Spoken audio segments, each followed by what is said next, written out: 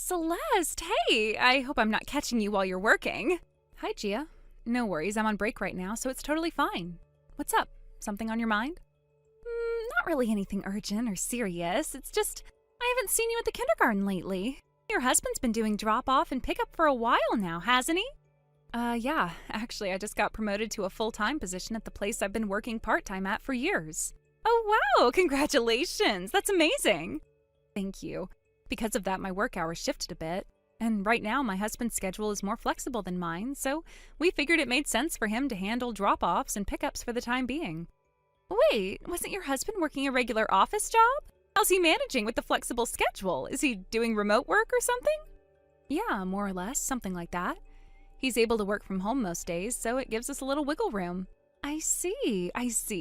So I guess we'll be seeing more of him around the kindergarten for a while, huh? Probably, yeah. But don't worry, I'll still try to attend as many school events as I can. Even if I'm working full-time now, I don't want it to feel like I've vanished from the kindergarten scene completely. I still want to be present, especially for the big moments. That's really good to hear. Honestly, I was a little worried. It's easy to drift away when work gets busier, but it's nice that you're thinking ahead about all that. Yeah, I've been reminding myself that this phase of our kids' lives is so short. Work is important, sure, but I don't want to look back and realize I missed out on everything just because I got caught up in a job title.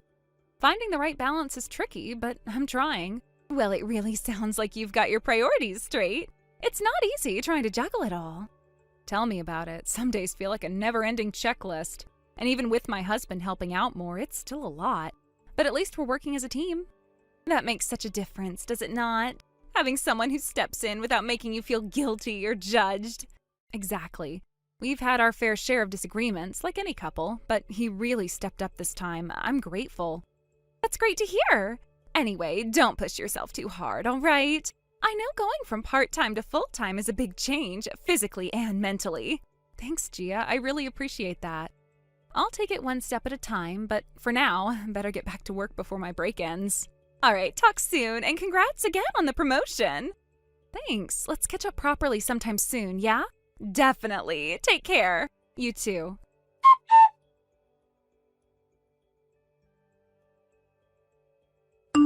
Celeste, hey! It's been a little while, huh? How have you been?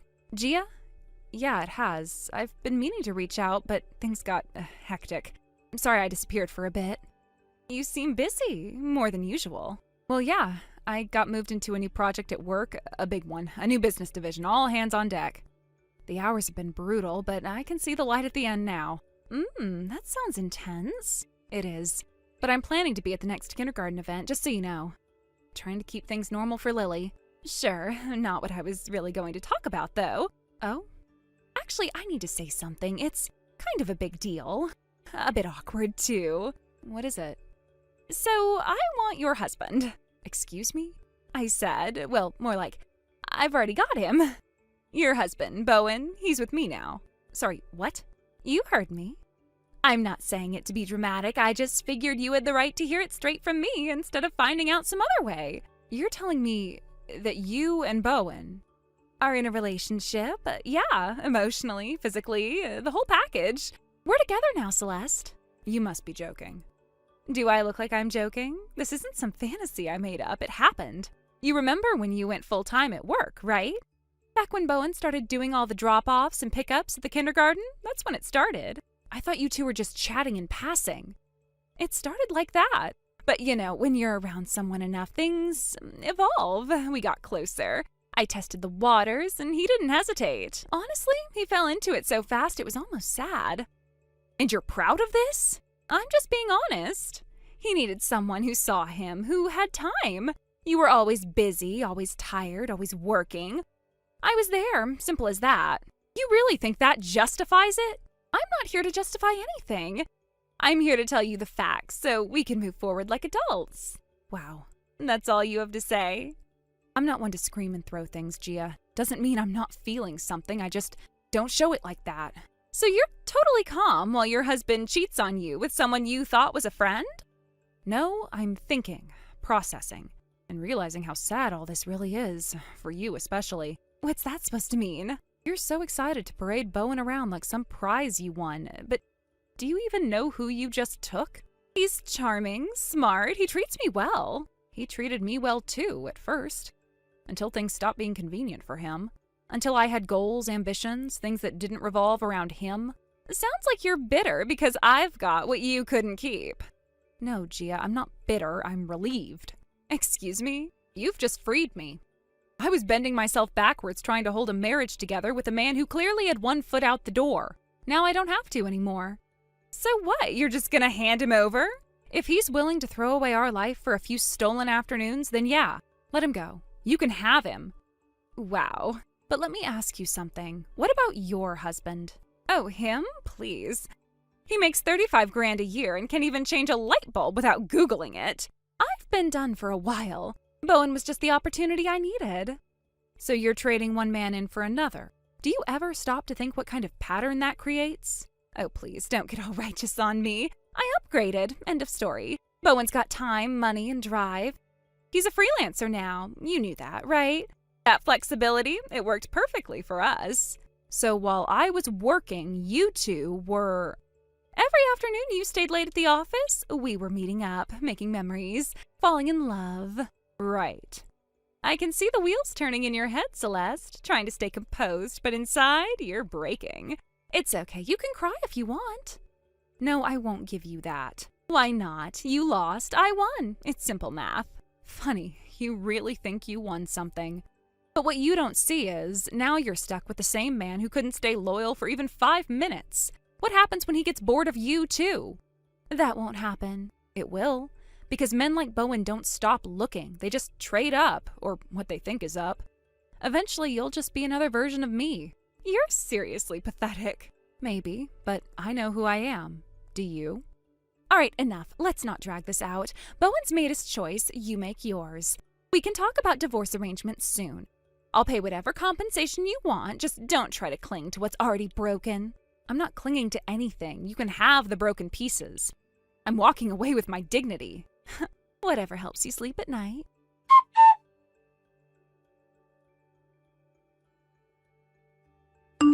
Gia, so the divorce is finalized on my end. Oh, that was quicker than I expected. I've also been granted full custody of the child. Oh, that's totally fine with me. I'm planning to have Bowen's baby anyway. Wait, seriously? Yeah. And I'll give you credit. You didn't put up a fight with the divorce. Good girl. Thanks, I guess. I finalized mine this morning too, by the way. My husband didn't resist either. He just said, give me alimony and custody of the kid and I'll sign the papers. And I was like, if that's all it takes, I'll gladly divorce you. One less headache. But are you sure about all this? About what? About him. He's not exactly what I'd call high spec, you know? Oh, here we go again. Still stuck on that? Look, I don't know what your definition of high spec is, but that ex-husband of yours, the one making $35,000 a year, honestly, I think he had more going for him than Bowen. Really? Then hey, he's all yours. Take him. That's not what I meant. But whatever, if you're happy with your choice, then it's not really my place to judge. I mean, I'm divorced now too. I don't have the right to comment. Exactly. It's pretty pathetic when ex-wives start meddling in the lives of people who are in love. Let's not cling to the past like some tragic leftover. Okay, it's not a good look. Anyway, I've got some packing to do, so I'll leave you to it. Packing? You're moving? Yeah, I got a spot in the company apartment. Luckily, my kid won't have to transfer schools. Oh, I see. Makes sense, since the place you're living in now is under Bowen's name, right? Actually, it's under mine. Wait, what? Why? My uncle owns the building. I was renting the apartment through him from the beginning. You're kidding. Nope. And since my father is absolutely furious about everything that's happened, there's no way I'd transfer the lease to Bowen. He's not stepping foot in this apartment again. Wow, I didn't know it was like that. So yeah, Bowen's going to have to move in with you pretty soon. About that. The place I've been living in is under my ex-husband's name, so I'm actually the one who has to move out. Oh, I see. Well, in that case, you two can go find a new place together. Rent a place is a fresh start, and whatever works. No big deal. With Bowen, we can probably get any place we want. No need to worry, right? All right then, I'll take my leave. Okay. Bye-bye, loser ex-wife. Don't trip on your regrets on the way out.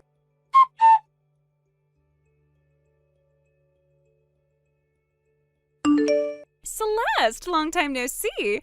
I've got something amazing to tell you today. Come on, don't ignore me. Celeste, hello! What do you want? Honestly, I'm just surprised you had the guts to message me.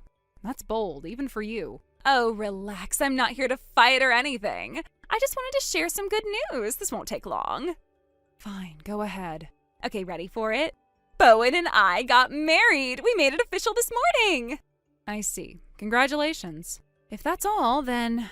Wait, don't go yet. There's one more thing. One huge thing. All right, what now? I'm pregnant. Yes, really. Bowen and I are having a baby. You're not serious. Of course I am. I mean, why wouldn't I be? With a husband like Bowen, smart, charming, ambitious, passing on those genes is the only logical choice. Right. This means I'm now living the dream, a luxury life married to a man who earns $240,000 a year. I mean, finally. I'm out of that broke girl phase for good. Wait, did you say $240,000? Yep, that's his annual income. Crazy, right? Who knew freelancing could pay that well? Compared to your ex with his sad little $35,000 salary, I've seriously upgraded. Hold on. He told you he made $20,000? Yeah, when I asked about income, he said $20,000. So, $20,000 a month times 12 is $240,000 a year. Simple math. Oh, no. Wait, are you telling me... Yeah, he meant $20,000 a year, not monthly. What? He's only been freelancing for less than 2 years. No client base, no stable contracts. That's a beginner's income. Actually, since he started seeing you and slacking off at work, his income's probably dropped even lower. This year, he might not even break $10,000. No, that's not possible. What about the alimony? The $100,000 he paid us? There's no way a guy like that just had that kind of money lying around. Oh, he paid it all right. Every last cent. How? Let's see. According to the lawyer, he drained his entire savings from before you even met. Used what was left of his severance and paychecks, and the rest? Loans. He's in debt now. Deep, probably. Debt? As in actual, real-life debt? Mm-hmm. How much? I don't know. But I do know there's next to nothing left in his bank account. You might want to double-check before you start shopping for that baby crib. No way. So I destroyed someone's marriage for this? I left everything behind just to end up with some low-spec broke man-child? Sounds like it. You know what? Maybe I should just cut my losses. Divorce him now, go back to my ex, and... Oh, didn't you hear? Your ex-husband remarried. Not long ago, actually. What? Yep, he called me personally. He's with a woman he met through work. Turns out she's the CEO of one of his company's client firms. Smart, independent, financially secure. You're lying. You have to be lying. Sorry, but it's the truth. He looked happy, too. Genuinely happy. Guess he landed himself a better deal. Why is this happening? He gets a powerful wife and a fresh start, and I'm stuck with a man who can't even afford a car? I thought I was upgrading. I deserved an upgrade. Well, you're the one who confused annual income with monthly. That miscalculation is on you. Shut up. Anyway, I should go. I've got a flight to catch. Flight? Where are you going? We're moving. My son's starting elementary school soon, and we've decided to go back to the countryside.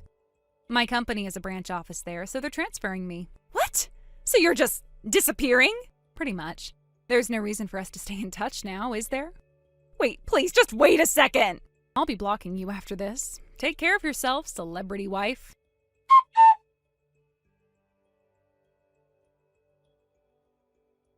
I still can't believe it, honestly. Of all the reasons someone would throw their life away, Gia really thought she struck gold.